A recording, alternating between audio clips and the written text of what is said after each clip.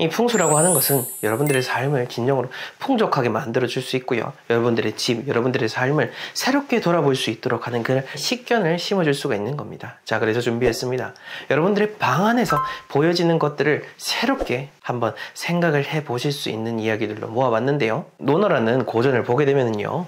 견선여 불극, 선한 것을 보면은 미치지 못함에, 그걸 도달하지 못함에 대해서 두려워해야 되는 것이고, 견불선, 선하지 못한 것을 보게 됐을 때는 여탐탕, 이런 끓는 물에 손을 집어넣는 것처럼 생각을 해라 라는 겁니다. 우리가 집안에서 지금까지 살아왔던 그런 행동들 중에서도요, 이런 선함에 가까운 것이 있고 불선에 가까운 것이 있을 겁니다. 그것을 잘 구분할 수 있는 기준이 될 수 있는 내용이니 끝까지 잘 보시고 여러분들의 삶에 적용해 보시길 바랍니다.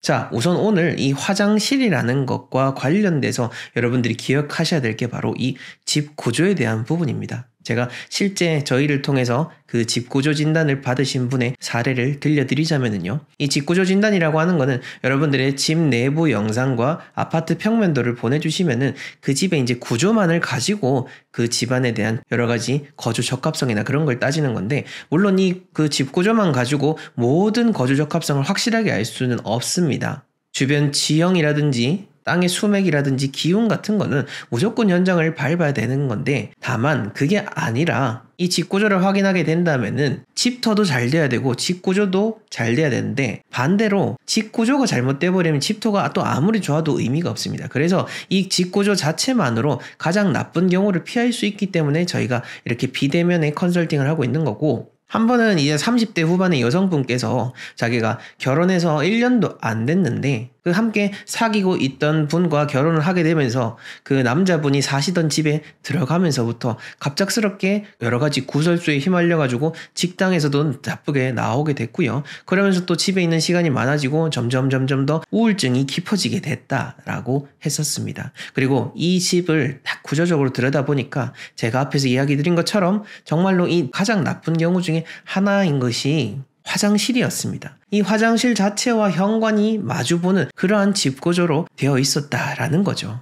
여러분들, 이 집구조가 얼마나 무서운지 모르실 겁니다. 지금 이렇게 들어드린 이런 한 가지 사례뿐만 아니라 정말 무수히 많은 사례들이 쌓여 있습니다. 이 화장실과 현관 혹은 화장실과 안방, 그런 소중한 공간들이 서로 마주했을 때 나쁜 일들이 일어날 확률이 정말 지극히 높다라는 것을 저는 당당하게 이야기 드릴 수 있습니다. 그래서 제가 말씀드리는 그런 화장실 앞에 이런 가림막을 한다라든지 방비책만 하더라도 그래도 나쁜 기운을 조금은 줄일 수가 있기 때문에 여러 가지 달라지는 거고요. 그래서 층이 같은 라인이라 하더라도 같은 구조로 되어 있어도 그 안에서 어떻게 사느냐에 따라서 삶이 다르고요. 또 그 안에서 본인이 가지고 있는 타고난 기운과 건강의 정도에 따라서 그러한 여러 가지 작용들이 달라지게 되는 겁니다. 그냥 단순하게 일반인적인 생각으로 같은 구조니까 다 똑같겠지, 절대 그거 아닙니다. 층마다 다 다르고 한 집에 살아도 또 사람들의 그런 운명에 따라 달라지는 거, 그 점을 여러분들이 정확하게 기억하셔야 되는 겁니다.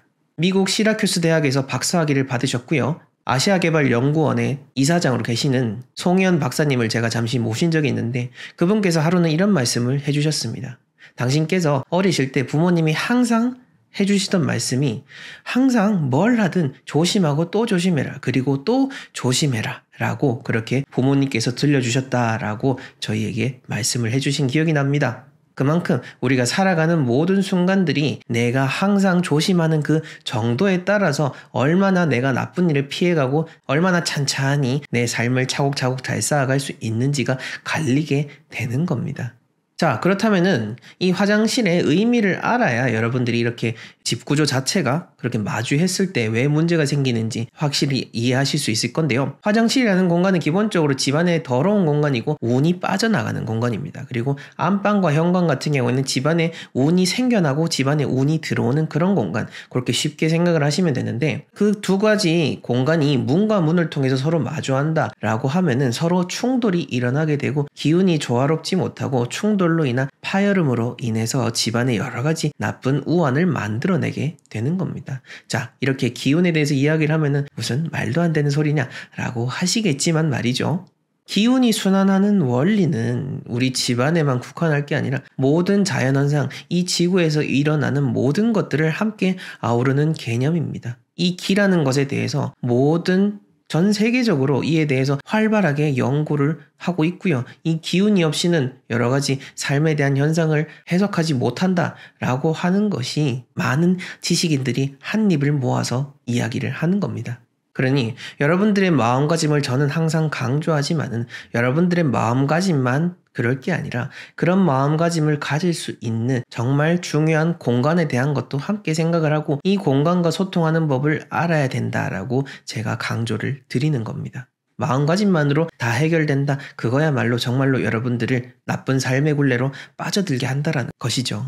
풍수와 관련된 것, 그리고 저희가 풍수 컨설팅을 하면서 느끼는 것은 바로 이 책임에 대한 겁니다. 저희가 왜 굳이 돈을 받고 이런 풍수 컨설팅을 진행을 하고 왜 굳이 많은 사람들, 그냥 일반 사람들뿐만 아니라 현대적으로도 여러분들이 잘 알고 있는 유수의 기업들이 암암리에 그렇게 풍수 컨설팅을 받고 풍수를 통해서 경영을 해나가는지 그 점을 잘 기억하셔야 되는 겁니다. 그리고 이렇게 풍수를 통해서 잘 되고 못 되고를 갈리고 할 수 있기 때문에 단순히 그냥 알려드리는 게 그게 절대로 의미 있는 것이 아니다라는 겁니다. 이렇게 돈을 주고 무언가를 오고 간다라는 거는 그 책임 자체를 오고 가고 한다라는 의미를 지니는 겁니다. 우리가 항상 무료라는 것을 좋아하지만요. 여러분들 근데 가만히 생각을 해보십시오. 실질적으로 여러분들 살아가면서 무료라고 하는 것이 진정으로 여러분들의 삶에 도움이 된 적이 있으십니까? 마음이 최고다라고 강조한다는 것은 그렇게 말하는 사람들은 여러분들의 인생에 대해서 책임을 지지 않기 때문에 그렇게 이야기를 할 수가 있는 거죠.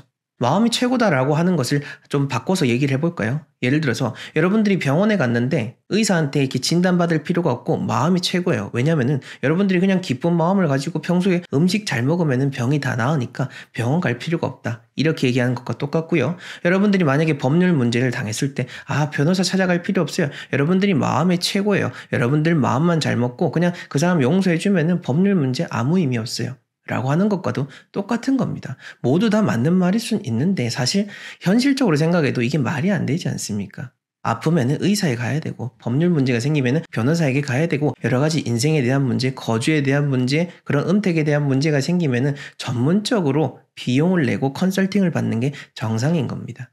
뭐 이렇게 얘기하니까 뭐 저한테 돈 내고 컨설팅 받으라 그 얘기가 아니라 많은 사람들이 보통 풍수라고 하면은 그냥 이렇게 흘려듣고 그냥 셀프로 막 이렇게 이것저것 그냥 재미로 적용하는 거 그렇게 생각을 하고 또한 현재 유튜브 상에서도 여러 유튜버 분들께서 이것을 악용해서 그렇게 그냥 쉽게 컨텐츠를 생산하고 이야기를 하기 때문에 제가 이 영상을 보시는 분들만큼은 그 의미를 제대로 아시라 그래서 풍수지리와 관련된 공부를 하는 것은 좋으나 그것을 삶에 적용하고 여러분들이 어떻게 살아가는지에 대해서 그 방향을 세우는 것에 대해서는 조금이라도 더 신중하시라 라는 점을 이야기 드리고 싶은 겁니다. 자, 우선 첫 번째는요, 여러분들이 피하셔야 될 겁니다. 바로 현관하고 화장실이 마주하는 거, 이거야말로 정말로 좋지 않은 집 구조 중 하나입니다. 자, 여러분들 풍수에 대해서 전혀 생각하지 못하셨던 분들은 모르시겠지만은요, 이제는 꼭 알아두십시오. 집안의 구조하고요, 집의 터하고요, 이게 다 같이 잘 맞아 떨어져야 되는 겁니다. 구조가 왜 의미가 있냐라고 하면은 이게 내용이 길어지고 유튜브에서 다루기에는 보다 심도 있는 내용이다 보니까 깊이 말씀드리긴 어렵지만은요, 공간과 공간은 서로 충돌을 하면은 좋지 않습니다. 기운은 물론 서로 섞이고 조화가 되어야 되지만은 맞부딪히는 것은 그렇게 좋은 의미로 볼 수가 없는 거죠. 어느 마을을 가더라도 이 산이 이렇게 감싼 뜻이 돼야 되는 거지 이렇게 돼버리면요 서로 충돌을 하기 때문에 그 마을에 사는 사람들은 서로 화합이 잘 안 된다라는 식으로 그 마을의 그 풍수에 대한 부분을 풀이하기도 합니다. 이러한 공간의 의미, 자연의 원리로서 여러분들의 집에도 적용할 수 있는 것이 바로 이것이고요.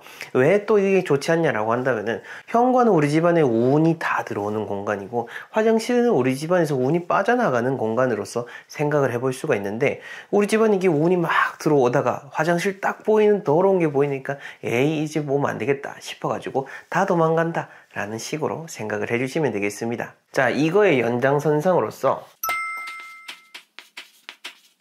문과 문이 너무 또 마주하고 있는 공간들이 많은 그런 집이라고 하면은 좋게 보기가 좀 어려운 측면이 있죠. 뭐 물론 이거에 비해서는 그렇게 중요성은 조금은 떨어지긴 합니다만은 피해야 될 부정적인 요소가 있다라는 것 정도는 여러분들이 기억을 하시는 것이 좋습니다. 자, 그리고 세 번째로는요, 집의 모양이라든지 여러가지 집터라든지 이런 것이 균형이 맞고 반듯반듯하게 예쁘게 잘 생겨야 되는 겁니다. 왜 사람도 저 사람 보면은 참 반듯하게 생겼구나 라고 하는 것처럼 집도 마찬가지입니다. 가상학이라고도 합니다. 이 풍수지리를 가지고. 그리고 옛날에 풍수를 보시던 이 나라의 관리를 어떻게 불렀죠? 상지관이라고 했습니다. 이 땅의 상을 보는 관리라고 해서 상지관이라고 했는데요. 그만큼 이 땅이라고 하는 것도 모양이 있고 그 모양에 따라서 여러 가지 기륭에 대한 의미를 이야기할 수가 있는 거죠. 이 현대인들 같은 경우에는 우리가 이 땅에 대한 모양을 생각을 해본 적도 없고 그냥 무생물로서 사람이 최고기 때문에 다른 것들은 다 미신이야, 다 거짓이다 라고 했지만은 실상 그 거짓이다 라고 말하는 이 사람, 땅을 밟지 않고 살 수가 있습니까? 이 대기 속에 있는 공기 없이 한순간도 살아갈 수가 없는 존재인 거죠. 그만큼 이 사람이 있기 전에 자연이 있고 그 자연의 모습을 읽는 것이 바로 풍수라는 것을 여러분들이 생각을 하시면서 우리 집의 모양이 어떠한지, 우리 집 땅의 모양이 어떠한지를 잘 생각을 하셔가지고 집을 선택을 하셔야 되는 겁니다. 자, 그 다음 네 번째로는요, 바로 뾰족한 것들이 없는 것이 좋습니다. 집 안에서도 뾰족한 것들이 그렇게 많은 것이 좋지 않고요. 집 밖에서도 뾰족한 것들이 많이 보이면 좋지가 않은 거죠. 왜 뾰족한 것이 좋지 않냐 라고 한다면은요, 왜 여러분들 사람 얼굴만 봐도 그렇지 않습니까? 저 사람 쪽비슷하게 생겨가지고 성격이 아주 날카롭겠네, 그렇게 하는 것처럼 집도 똑같은 겁니다. 집 안에서 뾰족한 것들이 많을수록 그 뾰족한 기운들을 만들어내고 집 안에 사는 사람들 간의 충돌을 일으킬 수가 있는 것이고, 그 다음 밖에 나가가지고도 그런 뾰족한 것들이 내 집에 영향을 줄 만큼의 거리에 딱 설치가 되어 있거나 보여지게 된다라고 한다면은 그것은 우리 집의 우환을 만들어낼 수가 있다라는 측면으로 생각을 해주시면 되겠습니다. 자, 그 다음으로는요, 환기가 잘 돼야 됩니다. 집이 타워형이 좋은지 판상형이 좋은지 많은 분들이 질문 주시고, 또 얼마 전에 88만 유튜브 채널인 셀코TV에서도 제가 출연을 해서 말씀을 드린 적이 있는데, 이 지방 구조 자체가 사실 그 거실이 중심이 되어 있는 그 아파트 구조가 가장 좋기는 합니다. 환기가 잘 된다라는 측면이 아주 중요한 거죠. 지내보신 분들은 아실 겁니다. 저도 두 공간을 다 아울러서 지내보고 있기 때문에 확실히 장단점을 느낄 수가 있고, 또 정말로 뭐 어떤 비싼 아파트다 라고 해가지고 갔는데 너무 이렇게 복도가 길게 되어 있고 집안이 환기가 잘 되지 않는 그런 집들은 사실 집안에서 어떤 좋은 기운을 느끼기가 참 쉽지가 않더란 말이죠. 모든 것들은요, 이게 적체가 되면 안 됩니다. 그러니까 쌓이고 침잠하고 가라앉으면은 고여서 썩게 되는 거죠. 물을 생각하시면은 아마 쉬우실 겁니다. 물이 계속해서 순환해야 맑은 물이 유지가 되지, 물이 좋은 것이다 라고 해서 가만히 두고 있으면은 이 물이 썩게 되고 그 썩은 물에서 나쁜 그런 생명체들이 만들어져 가지고 우리에게 여러 가지 좋지 않은 영향들을 끼치는 것처럼, 운이라고 하는 것들 그리고 기운이라고 하는 것들 다 같은 원리입니다. 이게 우리가 보이지 않는 것들이니까 여러분들이 가볍게 생각하시고 지금까지 그냥 생각을 안 하셨던 거지만은 사실 우리의 삶에 끊임없이 영향을 미치고 있는 겁니다. 그러니까 환기가 잘 되는 집을 선택을 하시는 것이 좋고, 평상시에도 환기를 계속해서 잘 유지를 해주셔야 여러분들의 삶이 훨씬 더 평안해질 수 있다는 측면을 기억해 주시면 좋겠습니다. 그리고 저 같은 경우에는 여러분들이 보셔서 아시겠지만은 150년 전통을 이어가지고 계속해서 수천 건 이상의 풍수 컨설팅을 진행을 해오고 있고, 지금도 전국 팔도를 다니면서 집들을 돌아다니고 있는데요, 간혹 어떤 의뢰인분들께서는요, 불안한 마음 때문에 연락을 주시는 경우들이 많습니다. 이게 왜 불안하냐면은, 예를 들어서 딱 분양받은 아파트가 있는데 왠지 이 분양받은 아파트 새 집이고 너무 좋고 분양에 당첨이 돼서 정말로 감사하지만은 왠지 들어가려니까 찝찝하고 꿈자리도 요즘 뒤숭숭하고 왠지 들어가면 안 될 것 같다 라는 느낌이 드니까, 그때서야 풍수에 대한 부분들을 중요하게 생각을 하시면서 저에게 연락을 주시고 가보게 되는데요, 근데 제가 말씀드리고 싶은 거는요, 이렇게 찜찜하다 싶어가지고 연락을 주시는 의뢰인분들의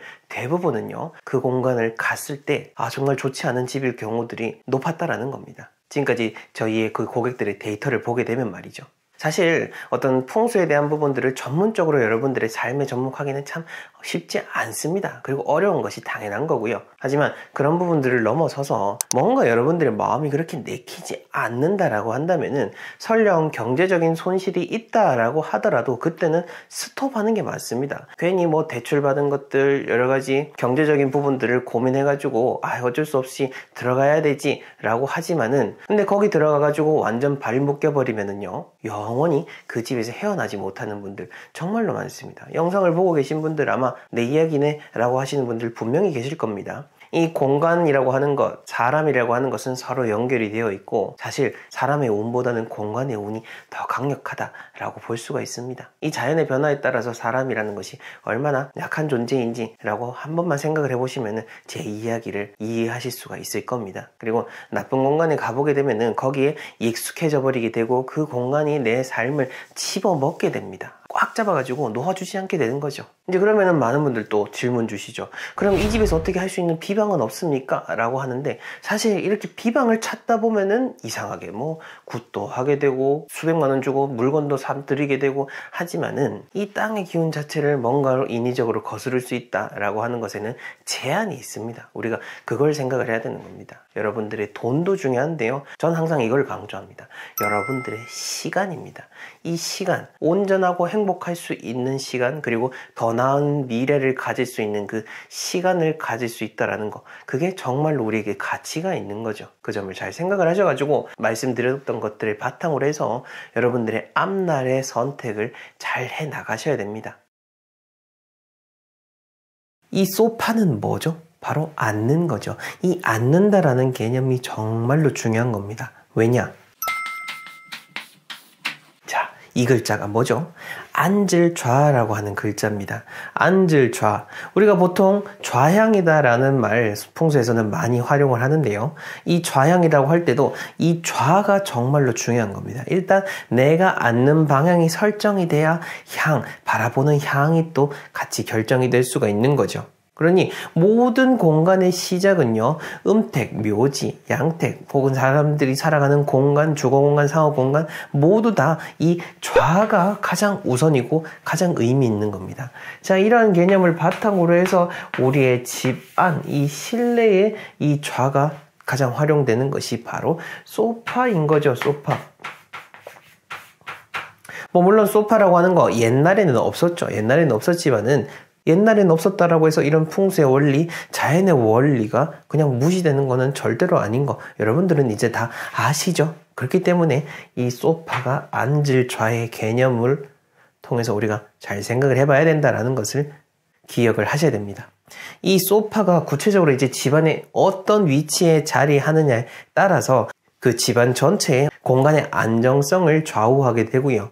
그 집안에 살고 있는 사람들이 이 소파에 앉아서 생활하고 같이 이야기를 하기 때문에 가족 간의 관계에도 또 영향을 미치게 되는 겁니다. 자, 그럼 구체적으로 이 소파를 어떻게 또 활용하고 우리가 염두에 둬야 되는지를 하나하나 짚어보도록 하겠습니다. 우선 첫 번째로는요, 이 소파는 어떻게 해야 되냐?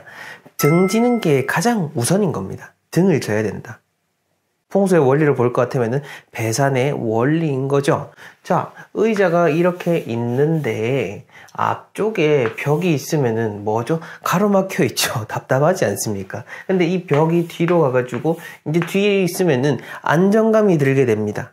정말 단순한 원리지만은 우리가 이 점을 잘 생각하지 않고 지내는 분들이 거의 대부분일 겁니다. 근데 이 개념만 생각을 해도 우리의 공간을 배치하는 거, 어떤 공간을 선택하는 시야가 달라지게 됩니다.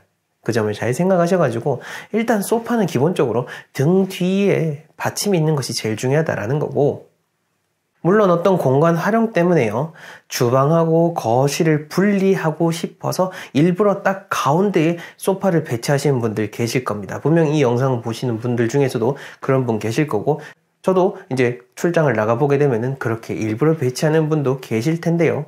물론 일부러 그렇게 활용하는 거는 어쩔 수 없습니다만은 기본적인 그런 안정감은 떨어질 수 있다라는 거, 뭐가 더 좋은지에 따라서 적용을 하시면 되겠습니다. 그 다음 두 번째로 중요한 거는 현관과의 관계입니다. 현관과의 관계. 이거에 대해서는 뭐 원체 말들이 많다 보니까 저도 막 강하게 얘기하는 게 참 그렇긴 합니다만은, 그래도 어찌됐건 간에 여러분들 한 번만 좀 상식적으로 생각을 해보십시오. 아니, 왜 그런 궁궐에 가도요, 왕이 그 궁궐의 주인이지 않습니까? 그 왕이 문을 바라보고 있는 것이 아니라 문을 등지고 앉아있다. 그거는 뭐 손님도 아니고 말단 관리도 아니고 이상하지 않습니까? 여러분들 집의 주인은 누굽니까? 바로 여러분들이죠. 그럼 그 집의 주인은 뭘 보고 앉아야 됩니까? 현관을 바라보고 앉아야 되는 거죠. 현관을 등지고 앉는다? 그게 오히려 이상하고 비상식적인 선택이지 않을까요?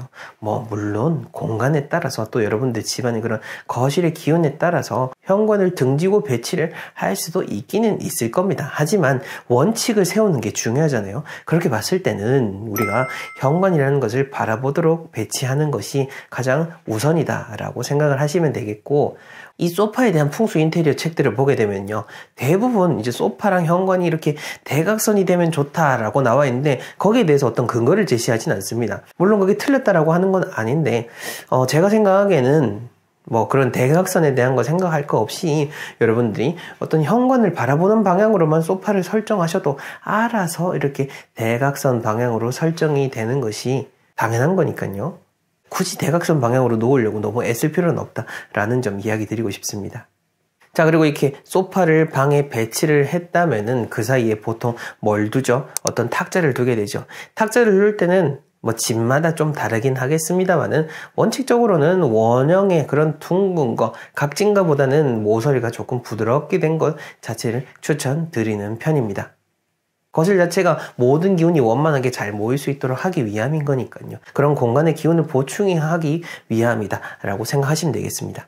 자, 그리고 소파 얘기가 나왔으니까 말인데, 거실에 만약에 빛이 잘 들지 않는다 라고 할 때는 당연히 스탠드를 세워두시는 것이 좋습니다. 직접 활용을 하시지 않는다 하더라도 어떤 장 스탠드 자체를 두는 것만으로도 양의 가구, 양의 기운을 보충할 수 있는 측면이 있으니까요. 그것도 잘 활용하시면 되겠습니다. 우리가 앉는다라는 개념을 통해서 오늘 이야기를 시작을 했는데요.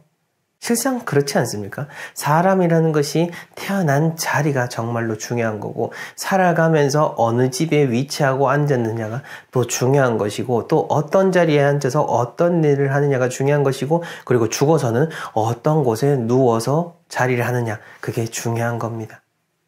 자, 그렇게 봤을 때 우리가 이 좌라는 개념만 잘 생각을 하면서 살아도 이 삶 자체가 달라진다는 것을 생각을 잘 해볼 수 있겠죠. 오늘 이야기 잘 들으셨으면은 거실 소파 잘 배치하시고 여러분들의 공간 평안하게 하셔서 항상 좋은 공간에 앉는 그런 삶을 살아가시길 바랍니다. 분명 여러분들은 그럴 만한 자격이 있는 분들입니다.